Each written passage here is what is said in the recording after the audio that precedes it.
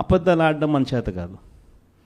నాని ఎప్పుడప్పుడు అంటాడు, నాకున్న సమస్య లేదంటే, అన్న నీతో ఒక సమస్య ఉంది అని అంటాడు. ఏం సమస్య లేదంటే అతి నిజాయితీతనం, అతి మంచితనం, ఈ రెండు మనకున్న సమస్యలు అని చెప్పి. కానీ ఈ అతి నిజాయితీతనం, అతి మంచితనమే రేపొద్దున మళ్ళీ మనల్ని అధికారంలోకి తీసుకొచ్చేటివి కూడా ఇవే. ఎందుకనంటే జగన్ ఇవన్నీ చేయగలిగాడు కదా, చంద్రబాబు నాయుడు దీనికన్నా ఓ 2-3 ఇంతలు ఎక్కువ చెప్తున్నాడు అంతే కదా, అందులో చంద్రబాబు నాయుడు మోడీతో కలిసి వస్తున్నాడు కదా, ఏమో చేయగలుగుతాడేమోలే అన్న ఒక చిన్న ఆశకు తావు బహుశా మన పాలనలో మనం ఇంత బటన్లు చక్కగా నొక్కాం కాబట్టి బహుశా ఆశ కూడా ప్రజలకు కలిగింది. 6 నెలలు తిరక్క మునిపి ఈరోజు పరిస్థితి ఏమిటి అని అంటే, ప్రతి ఇంట్లో చర్చ ఏమిటి అని అంటే, జగన్ కనీసం పలావన్నా పెట్టేవాడు, చంద్రబాబు నాయుడు బిర్యానీ పెడతానన్నాడు. ఇప్పుడు తీరా చూస్తే పలావు పోయింది, బిర్యానీ కూడా పోయింది, పూర్తిగా ఏమీ లేకుండా పోయింది అనే పరిస్థితి ఈరోజు ప్రతి ఇంట్లో కూడా చర్చనీయాంశమే జరిగింది. ఒకవైపున చర్చ పథకాల మీద ఈ మాదిరిగా చర్చ అనేది ఒకవైపున ఉంటే, మరోవైపున సిస్టమేటిక్గా ప్రతి వ్యవస్థ కూడా కొలాప్స్ అవుతూ ఉంది. ఈరోజు ఫీజుల కోసం పిల్లలు కాలేజీలకు వెళ్ళలేని పరిస్థితిలో ఉన్నారు. డిసెంబర్ వచ్చేసరికి మామూలుగా జనవరి నుంచి ఫీజులు పెండింగ్. మన హయాంలో ప్రతి క్వార్టర్, ప్రతి 3 నెలలు అయిపోయిన వెంటనే, ప్రతి త్రైమాసికం అయిపోయిన వెంటనే ఒక నెల ఇన్స్పెక్షన్కు తావిచ్చి మరుసటి నెల ఇచ్చే పరిస్థితి. ఈరోజు జనవరి నుంచి ఫిబ్రవరి, మార్చికి సంబంధించిన ఫీజులు ఏప్రిల్లో వెరిఫికేషన్ చేసి మేలో ఇచ్చే పరిస్థితి మన హయాంలో. కానీ ఈరోజు చూస్తే January, February, March quarter, April, May, June quarter, July, August, September quarter, ఇప్పుడు ఇక అక్టోబర్, నవంబర్, డిసెంబర్. ఈ జనవరికి వస్తే 4 క్వార్టర్స్ అంటే సంవత్సరం ఫీజులు పిల్లలకు ఇవ్వని పరిస్థితి కనిపిస్తుంది. ఒక్క ఫీజు రీయింబర్స్మెంట్ బకాయిలే 2,800 కోట్ల రూపాయలు. ఇక దీనికి వసతి దీవెన కలుపుకుంటే మన హయాంలో ప్రతి ఏప్రిల్లోనూ ఇచ్చేవాళ్ళం, అది మరో 1,100 కోట్ల రూపాయలు. ఉట్టి ఫీజులకు సంబంధించిన బకాయిలే.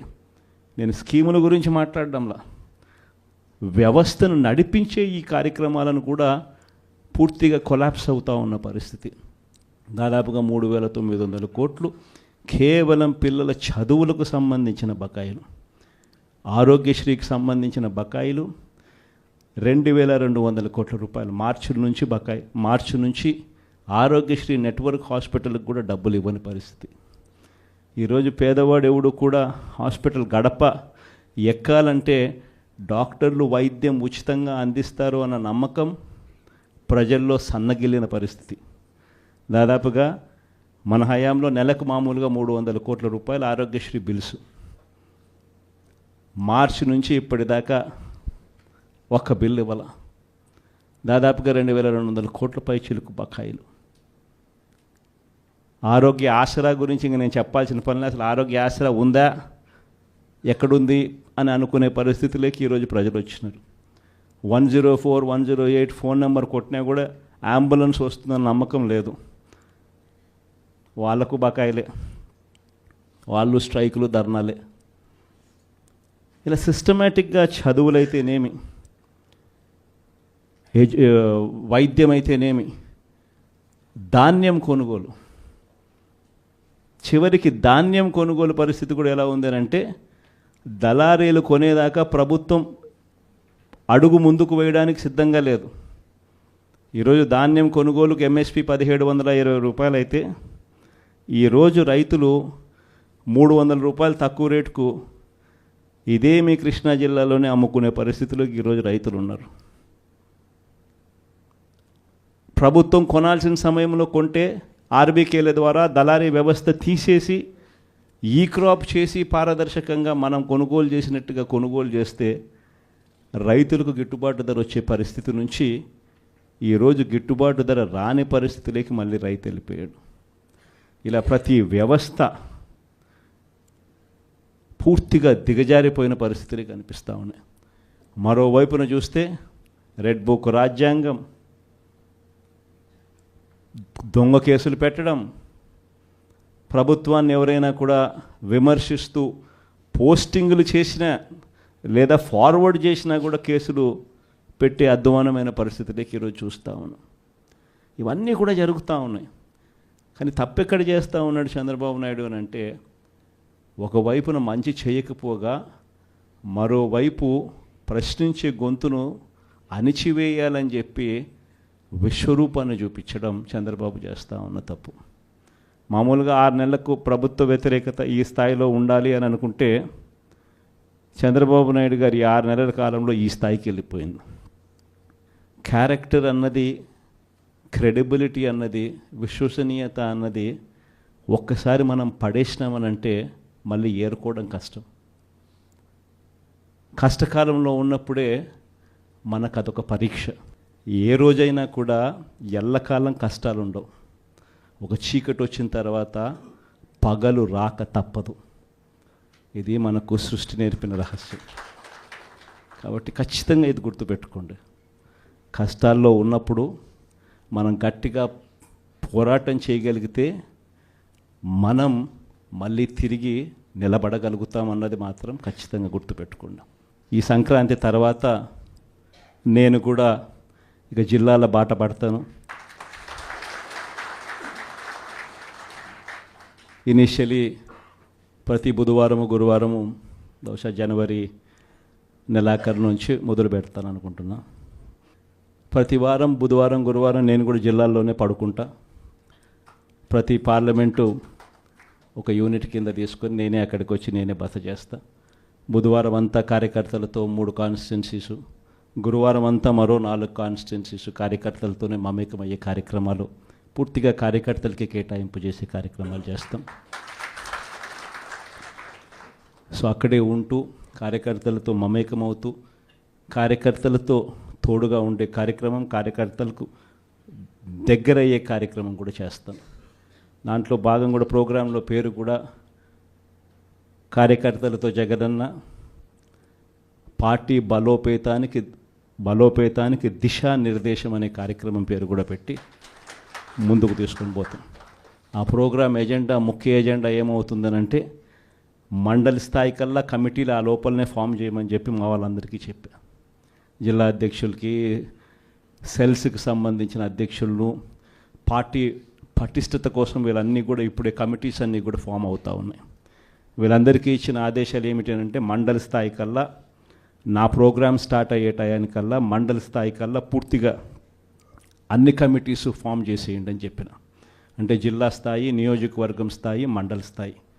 ఆ తర్వాత నా ప్రోగ్రామ్ స్టార్ట్ అయ్యేసరికి మండల స్థాయి నుంచి గ్రామ స్థాయికి పార్టీ వ్యవస్థను బలోపేతం చేసే దిశగా పుష్ చేద్దాము అని చెప్పి నా ప్రోగ్రాంలో పెట్టే కార్యక్రమం చేస్తూ ఉన్నాం.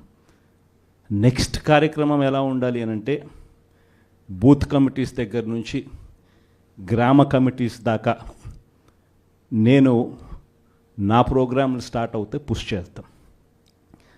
చివరికి ఏ స్థాయికి మన ప్రోగ్రాములన్నీ కూడా వెళ్ళిపోవాలని అంటే, మన పార్టీ ఏ స్థాయిలోకి ఆర్గనైజ్ స్ట్రక్చర్లోకి వెళ్ళిపోవాలి అని అంటే, రేపొద్దున ప్రతి కార్యకర్త గ్రామ స్థాయి నుంచి ఎమ్మెల్యే, ఎంపీ స్థాయి దాకా కూడా ప్రతి ఒక్కరికి ఒక ఫేస్బుక్ పేజ్ ఉండాలి, ఒక ఇన్స్టాగ్రామ్ పేజ్ ఉండాలి, ఒక వాట్సాప్ ఉండాలి, యూట్యూబ్లో కూడా పోస్టింగ్ చేసేవి ఉండాలి. ఎక్కడ ఏం జరిగినా కానీ టకాన్ తీయడం, పెట్టడం, ఏం చేయాల్సిన పనుల జరుగుతూ ఉన్న అన్యాయాన్ని తీయడం, పెట్టడం. ఏ లెవెల్ ఆఫ్ రెవల్యూషన్ జరుగుతుందనంటే ఒక సంవత్సరం, ఈ నుంచి ఒక సంవత్సరం పోయిన తర్వాత గ్రామంలో చంద్రబాబు నాయుడు గారిని, తెలుగుదేశం పార్టీని క్వశ్చన్ చేస్తూ ప్రతి ఇంట్లో నుంచి వాయిస్ రావాలి. అది మనం చేయాలి, మన కార్యకర్తలతో మనమంతా కలిసికట్టుగా చేయించాలి.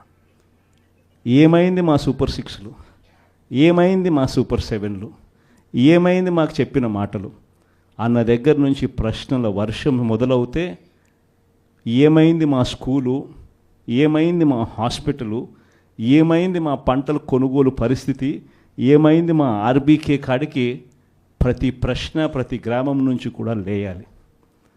ఇవన్నీ కూడా రాబోయే రోజుల్లో అడుగులు వేగంగా వేస్తూ ముందుకు పడాలి.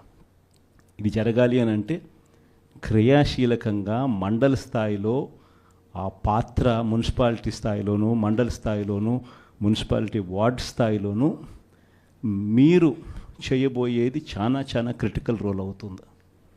లాస్ట్ టైం మనకు 151 ఎమ్మెల్యేలు మనకు వచ్చినాయి. ఈసారి 151 కాదు, తెలుగుదేశం పార్టీని ఈసారి సింగిల్ డిజిట్లకే కన్ఫైన్ చేసే పరిస్థితిలోకి తీసుకొని రావాలి. ఖచ్చితంగా దేవుడు మనతో ఈ పని చేయిస్తాడన్న నమ్మకం నాకుంది. ఎందుకంటే మంచి చేసిన మనకే ఈ పరిస్థితి ఉన్నప్పుడు ఏ మంచి చేయకుండా కేవలం అబద్ధాలు మోసాలు చెప్పినప్పుడు ఆ మోసం అన్నది, ఆ అబద్ధం అన్నది కోపం కింద మారక తప్పదు. ఆ కోపం రెట్టింపు అవుతుంది. ఆ కోపం ఒకవైపున రెట్టింపు అవుతుంది, ఒకవైపున మన మీద ప్రేమ అభిమానాలు అంతే స్థాయిలో రెట్టింపు అవుతాయి ఇటువైపున. కాబట్టి ఖచ్చితంగా ఆ రోజు కూడా ఖచ్చితంగా మనం అంతా కూడా ఖచ్చితంగా చూస్తామని కూడా ఖచ్చితంగా దేవుని మీద నమ్మకంతో నేను చెప్తా ఉన్నా. ఇవన్నీ మీతో పంచుకున్నందుకు చాలా సంతోషంగా ఉంది.